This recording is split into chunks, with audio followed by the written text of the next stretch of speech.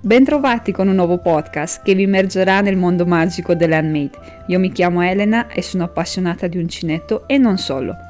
Ti aspetto con tanti altri video, quindi iscriviti per non perderti nulla di quello che pubblico. E ora vediamo di cosa si parla oggi. In questo video podcast, più che farvi vedere delle cose come vi ho abituato, oppure dei progetti, vi voglio fare una proposta, però siete liberi ad accettarlo oppure no. Nel frattempo, prima di arrivare lì al dunque e chiedervi cosa ne pensate, vi voglio già avvisare che ho messo all'opera il filato Dorotea. È bellissimo, quindi non sono riuscita a non metterlo all'opera. Vedete? Allora, in realtà è leggermente di poco più pieno il colore, non è proprio così pallido come lo vedete voi in video, però è molto elegante, è un rosa molto elegante. Ve lo faccio vedere velocissimamente.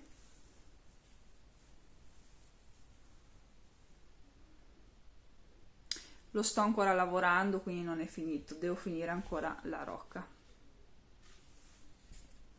L'ho pensato così, mi sono detta, beh, io ho già una rocca ormai diciamo che non dico che l'estate sia finita, per i progetti estivi, per tutto quello che mi avete chiesto, io per quello che ho programmato ci sono già, quindi non dovrei più acquistare dei filati.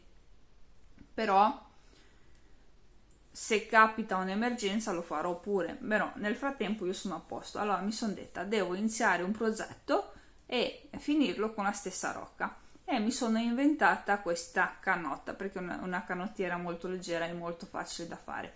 Poi è normale che voi potete utilizzare qualsiasi filato, importante è imparare il metodo.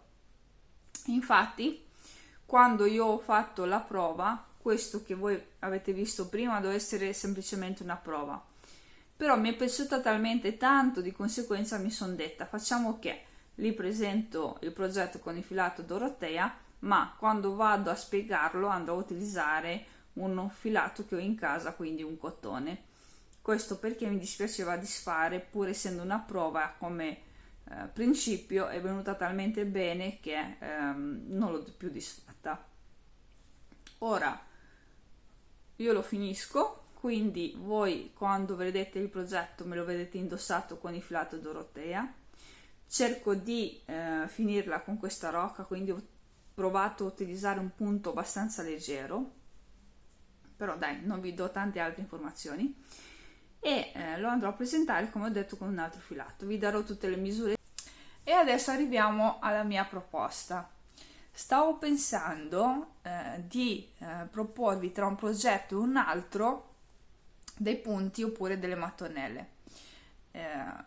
L'internet è pieno sia di punti che di mattonelle, però a volte non si sanno i multipli, e soprattutto nelle mattonelle sulla carta sono molto belle da vedere, però quando si va nella pratica a crearle c'è sempre qualcosa che non torna.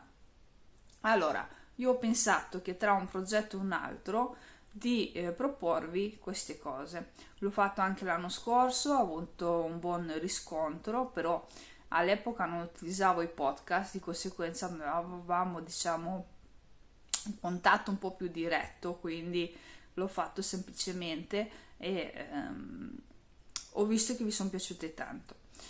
Ora vi chiedo anche se avete dei punti o delle mattonelle che vi interessa insomma vedere, di mandarmele o in privato oppure semplicemente sul gruppo Facebook. Magari mettete una foto e dite, oi, questo punto mi piacerebbe tanto ma non capisco come si fa, non capisco dove utilizzarlo, non capisco come gestirmi. Cioè, ho dell'acrilico in casa, però vorrei fare una borsa. Mi piacerebbe un punto, questo qui, come gestirmi.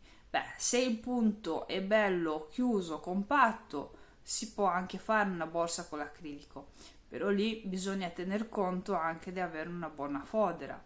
Altrimenti, se utilizzate un punto dove cede con un acrilico, quella borsa non riuscirà mai a durare come una borsa fatta con un cordino o con un bel cotone. Quindi andiamo ad approfondire un po', diciamo, le basi, quindi cosa associare tra un progetto, un desiderio, un quello che voglio fare con un filato. Nello stesso momento magari ho una mattonella bellissima, mi piacerebbe utilizzarla anche questa per una borsa, però come ho detto prima magari ho un acrilico o una lana e questa mattonella diciamo che è un po' aperta, non si riesce a gestirla bene. Di conseguenza è meglio informarsi prima di avviare un progetto che poi ci si trova in difficoltà.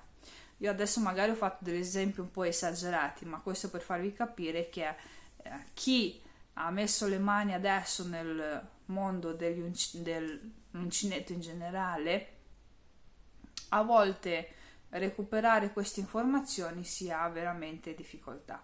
Ecco perché quando io creo una mattonella tendo sempre all'ultimo, alla fine del video, ma anche nei video tutorial, tutti quelli che sto facendo, tendo sempre ad andare a spiegare dove si può, come si può utilizzare, a cosa è utile, a cosa non è utile, perché in base al filato, al punto scelto, si riesce a fare una cosa, ma non si riesce a fare un'altra cosa.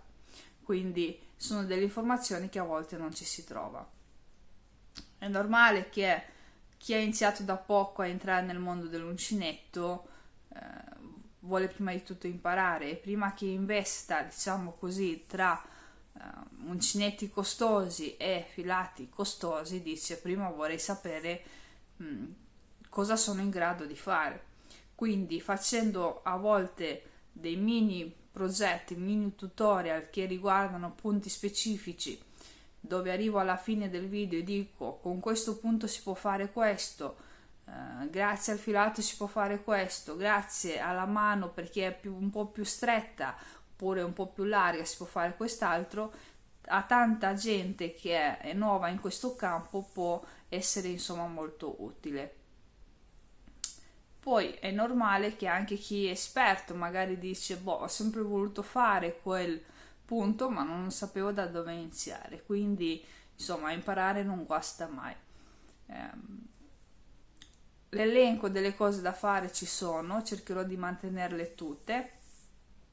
È normale che ogni tanto qualcosa me ne dimentico, però per fortuna ci siete voi che me lo ricordate.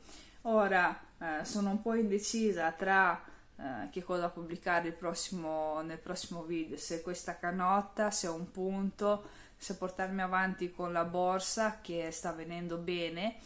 Infatti per quella borsa addirittura io ho scelto una fettuccia in cotone che di solito quella fettuccia viene utilizzata per l'abbigliamento, però è talmente particolare quella fettuccia che è luccicosa ma è un lucido molto fine che quando l'ho visto mi ha sorpreso nell'apertura del pacco che l'ho fatto insieme a voi e ho detto ma adesso vediamo un attimo se andrò avanti con questa scelta o se no andrò a comprare qualcos'altro per questa borsa. Invece l'ho portata avanti la scelta perché è un filato fine e il punto ha un multiplo molto grande, quindi è giusto utilizzare un filato sottile. Poi è normale che quando vedete il progetto finito decidete voi in base ai vostri gusti che cosa utilizzare. Quindi insomma ho un po' di scelta su quello che andrò a pubblicare martedì prossimo. Nel frattempo vi ho lasciato questo podcast piccolino informativo e così avete un po' a cosa pensare, diciamo così. Vi ringrazio per l'attenzione, il podcast di oggi è un po' corto, però dai, cercherò di essere un po' più sintetica perché sennò passiamo mezz'ora e adesso come ho detto prima è arrivato il ben tempo, abbiamo tante cose da fare, quindi cercherò di essere sintetica nelle cose. Comunque sia, voi dovete, se vi va, di commentare e scegliere tra un punto oppure una mattonella quando non riesco a finire i progetti perché comunque fare un progetto grande è un po' difficile quando si ha poco tempo, quindi riesco a riempire diciamo lo spazio con delle informazioni che a volte non si trovano, quindi sono molto utili. anche queste.